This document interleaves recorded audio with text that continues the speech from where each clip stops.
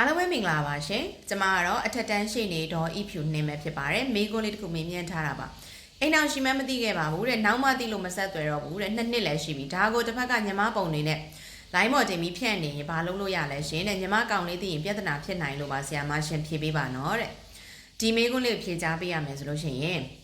အိမ်အောင်ရှိမှမသိခဲ့လို့ပတ်သက်ခဲ့မိတယ်ပေါ့နော်ပြီးသွားတဲ့အခါမှာနောက်သိလိုက်တဲ့အခါမှာလည်းရက်တန့်လိုက်တယ်နှစ်ကလည်း2နှစ်လောက်ကြာနေပြီဒါကအခုပေါ့နော်2နှစ်ပဲကြာဘယ်2နှစ်ပဲကြာနော်တစ်ဖက်ကနေပြီးတော့ကို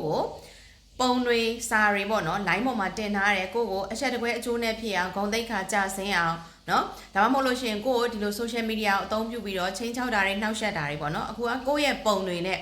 ဒီလိုတင်ထားတယ်ဆိုလို့ရှိရင်ကိုသိက္ခာကြစေတယ်နှောက်ယှက်စေတယ်ဒီကိုနှောက်ယှက်နေပေါ့နော်ဒါမျိုးတွေလုပ်ပြီးတော့ဒီလိုမျိုးဖြန့်ဝေတယ်ပေါ့လူမှုကွန်ရက်စာမျက်နှာပေါ်မှာဖြန့်ဝေတယ်ဆိုလို့ရှိရင်ဆက်သွယ်ရေးဥပဒေပုံမှာ66ခါကြီးအရာအရေးယူလို့ရတာဖြစ်ပါတယ်လို့ဖြေကြားပေးလိုက်ရပါတယ်ရှင်ကျေးဇူးတင်ပါတယ်ရှင်